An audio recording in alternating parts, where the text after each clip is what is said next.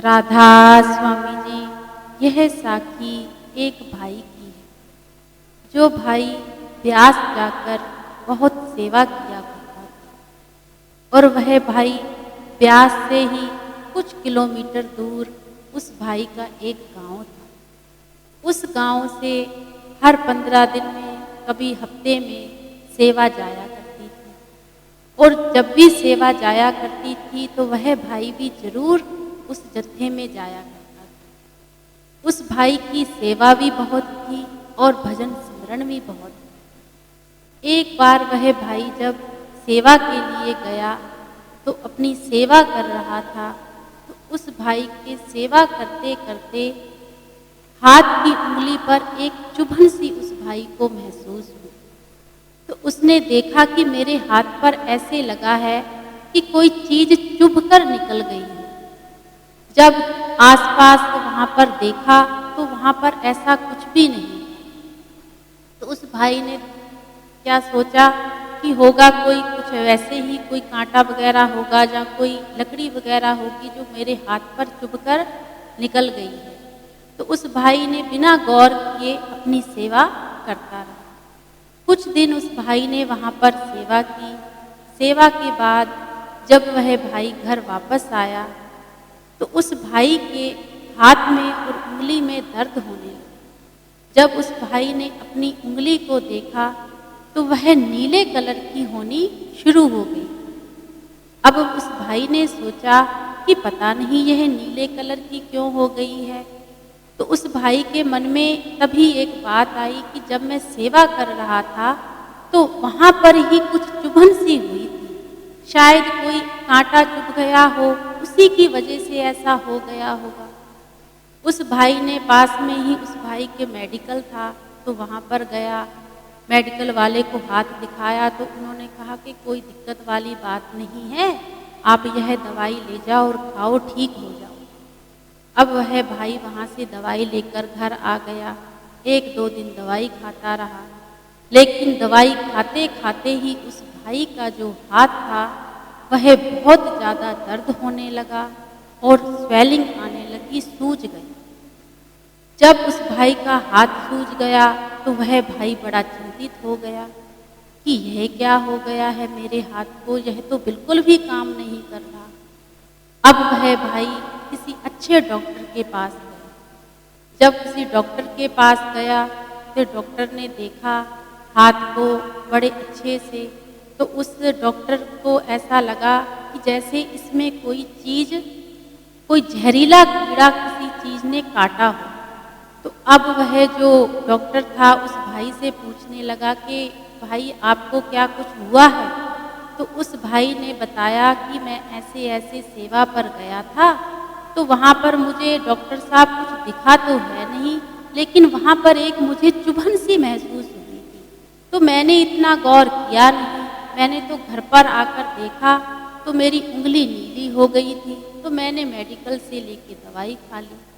तो डॉक्टर कहने लगा कि यह तो तुमने बहुत बड़ी गलती की है भाई, यह तो कोई जैसे कि कोई जहरीला कीड़े का जो कांटा होता है वह तुम्हारे हाथ में चुभकर निकल गया है और तुम्हें पता भी नहीं चला है, बस उसी की यह स्वेलिंग जा रही है, यह तो बहुत खतरनाक वाली बात है। तो अब वह जो भाई था वह बहुत डर गया। तो वह कहने लगा कि डॉक्टर साहब इसका जो भी इलाज है आप करो।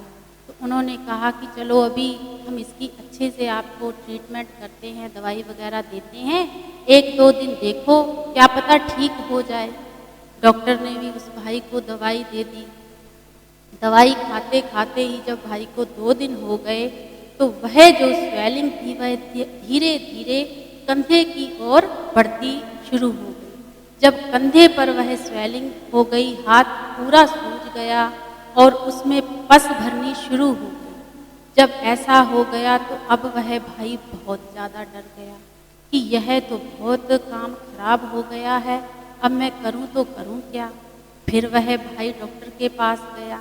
जब डॉक्टर के पास गया तो डॉक्टरों ने देखा और डॉक्टर भी घबरा गए और कहने लगे कि भाई यह तो बहुत काम खराब हो गया है, अब इसका तो एक ही इलाज है कि तुम्हें अपना जो हाथ है वह कटवाना पड़ेगा, क्योंकि यह जो जहर है यह ऊपर को ही बढ़ता जा रहा है। जहाँ तो फिर तुम कोई झाड़ा फूकी करवा लो, कुछ भी करवा के देख लो, लेकिन हम तो इन चीज़ों को मानते नहीं हैं। अब उनके साथ जो घर वाले परिवार वाले कहने लगे कि हम तो किसी झाड़ा फूकी वाले को मानते नहीं हैं, हम तो अपने सतगुरु पर विश्वास रखते हैं। अब डॉक्टर कहने लगे कि जब सतगुरु पर विश्वास रखते हो तो भाई फिर मालिक ही सब कुछ कर सकता है, लेकिन हमारे से तो ऊपर से अब बाहर हो गया है, क्योंकि हाथ दिन ब दिन तुम्हारा बढ़ता ही जा रहा है, तो इसको कटवाना ही अच्छा है, नहीं तो ये पूरे शरीर में जहर फैल जाएगा। अब वह भाई बड़ा घबरा गया। अब वहाँ से दवाई वगैरह लेकर वह भाई जब घर पर आया तो अपने सतगुरु के आगे खड़े होकर अरदास करने लगा कि बाबा जी, मैं तो आपके घर आया था, आता था सेवा के लिए, यह मेरे साथ क्या हो गया? मैं तो आपके आगे हमेशा एक ही अरदास करता था, जो आपको अच्छा लगता है वही करना। पर बाबा जी, अगर मेरा हाथ ही कट गया, अगर मैं हाथों से अपाहिज ही हो गया, तो फिर मैं आपके घर आकर सेवा कैसे करूँगा? मैं तो बहुत दुखी हो गया हूँ। मुझे अपने आप से कभी दूर मत करना, मुझे अपनी सेवा से कभी दूर मत करना। यह बातें वह भाई अपने सतगुरु के आगे खड़े होकर करने लगा और रोने भी लगा बहुत तेजी तेजी से। अब ऐसे ही समय बीतता गया, 2 दिन हो गए। अब उस भाई ने सोचा कि यह आराम तो आ नहीं रहा, मुझे अपना हाथ ही कटवाना पड़ेगा। यह बात अभी सोच ही रहा था कि उनके घर पे जो जत्थे लेके जत्थेदार जाता था, वह जत्थेदार भाई उस भाई के घर पर आ गया और आकर कहने लगा कि भाई, इतने दिन हो गए तुम सेवा पर ही नहीं आए, तो मैंने सोचा कि क्यों ना मैं भाई के घर जाकर ही पूछता हूँ। तो अब वह जो भाई था उसकी आंखों में आंसू थे और वह जत्थेदार भाई से कहने लगा कि मैं क्या बताऊं आपको भाई साहब जी, मेरा तो हाथ ही गल गया है। जब इतने मन से मैं सेवा करता था, मुझे सतगुरु ने क्या दिया? मेरा तो अब हाथ कटने की नौबत आ गई है। मैं तो आज अपना हाथ कटवाने के लिए जा रहा हूँ।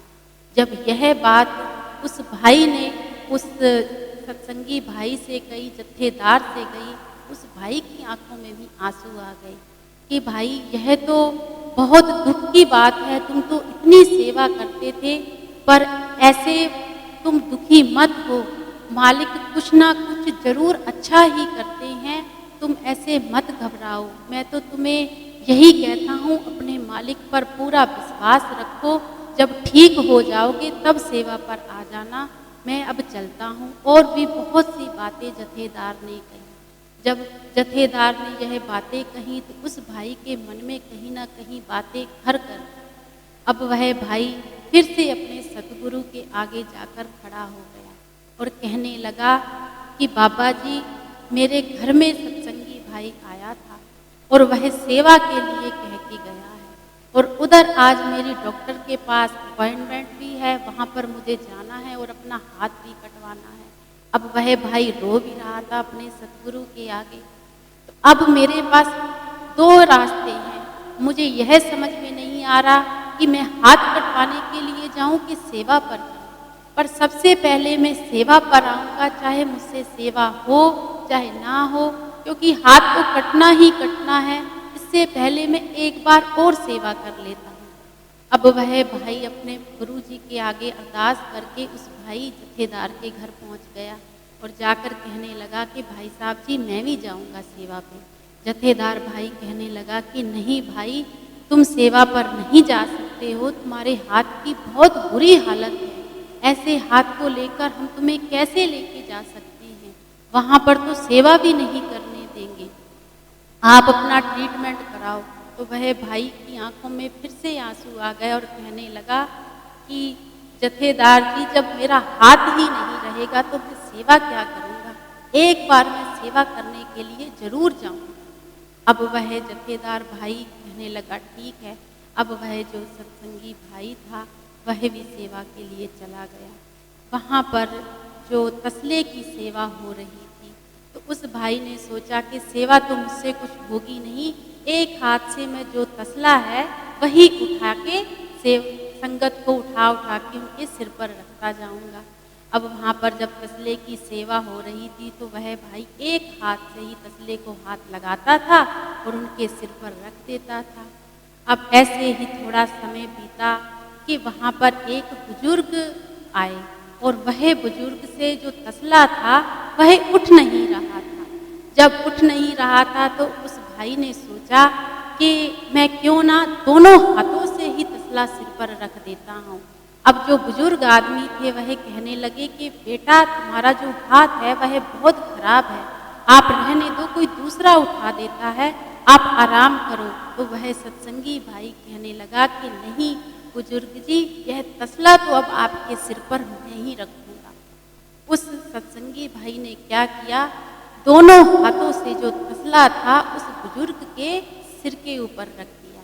जब सिर के ऊपर रख दिया तो वह जिस हाथ में उंगली पर कांटा चुभा था उसी पर जो तसले की एक नुक थी वह चुभ गई। जब उस भाई के तसले की नुक चुभी तो उस भाई के हाथ से खून और पस बहना शुरू हो गया। और जब खून और पस बहना शुरू हो गया तो वह जो भाई था उसके हाथ पर इतना दर्द हुआ कि उस भाई की चीखें निकल गई। अब वहाँ पर जितने भी लोग सेवा कर रहे थे वह उस भाई के पास आए और जो भी उनके पास कपड़ा वगैरह था और जो भी था उन्होंने उनके हाथ पर लपेटा। और जथेदार ने कहा कि भाई मैंने तो आपसे पहले ही कहा था कि तुम सेवा पर मत आओ, लेकिन तुमने हमारी बात नहीं मानी। अब ऐसे करो, पास में ही घर है कुछ किलोमीटर पर ही, अब मैं किसी को भेजता हूँ, तुम घर पर जाओ और जिस डॉक्टर के पास इलाज करवा रहे हो वहाँ पर जाओ। अब वह भाई था जो वह भी घबरा गया, लेकिन जब वह वहाँ से जा रहा था तो अपने सतगुरु के आगे यही अरदास कर गया कि बाबा जी मुझे नहीं पता कि ये मेरी अखीरली सेवा है, इन हाथों से मैं सेवा कर पाऊँगा कि नहीं कर पाऊँगा, अब आपको ही सब कुछ पता है। अगर मेरी किस्मत में लिखा है, जो भी लिखा है आप अच्छा ही करना। यह बात कहकर वह भाई ब्यास से घर को निकल गया। जाते ही वह भाई जो था डॉक्टर के पास गया। जब डॉक्टर के पास गया, डॉक्टरों ने देखा तो डॉक्टर देखकर हैरान हो गए कि यह क्या हो गया है, यह तो बहुत तेजी से पस और खून बह रहा है। उन डॉक्टरों ने सारों ने देखा कि हाथ का काफ़ी कंडीशन खराब हो गई है।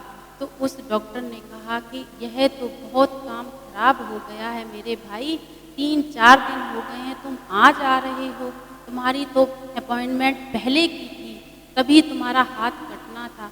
तो वह भाई कहने लगा कि जो भी करना है मेरे भाई अब कर दो, मुझे कुछ पता नहीं है।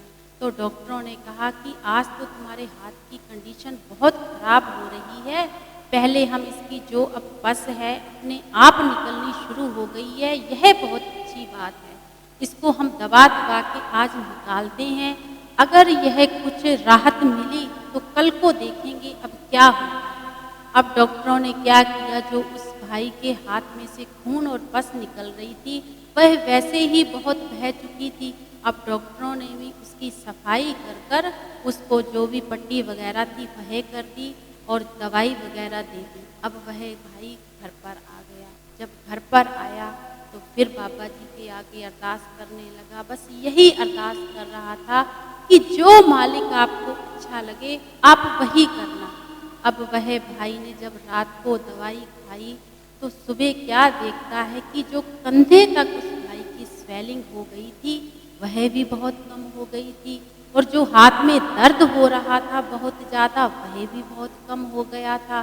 तो वह भाई सोचने लगा कि आज मुझे ऐसे लग रहा है कि मेरा हाथ थोड़ा ठीक है, क्या पता मालिक सब कुछ ठीक ही कर दे। जब अगले दिन सुबह डॉक्टर के पास गया तो डॉक्टर ने जब पट्टी ऊपर से खोली और क्या देखते हैं डॉक्टर कि हाथ की जो स्वेलिंग थी, कंधे की तक जो स्वेलिंग आई हुई थी वह बहुत ही ज़्यादा ठीक हो चुकी थी और हाथ में भी बहुत ज़्यादा राहत थी। अब डॉक्टर भी देखकर बड़े हैरान हो गए वह कहने लगे कि यह चमत्कार हुआ तो हुआ कैसे? यह तो बहुत ही अच्छा हो गया है। भाई हम तो सोच रहे थे कि तुम्हारा जो हाथ है वह आज कट जाएगा, लेकिन यहाँ पर तो सारा पासा ही पलट गया है। यह जो चीज़ हुई है यह आज तक हमने ऐसे होते देखी ही नहीं है। तो अब तो तुम्हारे हाथ को बहुत जल्दी आराम आ जाएगा। अब इसको कटवाने की ज़रूरत नहीं है। आपको 1 डेढ़ महीना इसकी दवाई चलेगी और तुम्हारा हाथ बिल्कुल ठीक हो जाएगा। लेकिन इस पर रोज़ पट्टी होगी, चाहे यहाँ पर आके करा लो, चाहे जो तुम्हारे पास में कोई डॉक्टर है वहाँ पर भी तुम करवा सकते हो। तो वह जो भाई था उनने कहा कि जैसे डॉक्टर साहब आपको अच्छा लगता है वैसे आप कर दीजिए। तो डॉक्टरों का इलाज शुरू हो गया, सब ट्रीटमेंट चलता रहा। 1 डेढ़ महीना हो गया तो उस भाई का जो हाथ था वह धीरे धीरे ठीक होने लगा।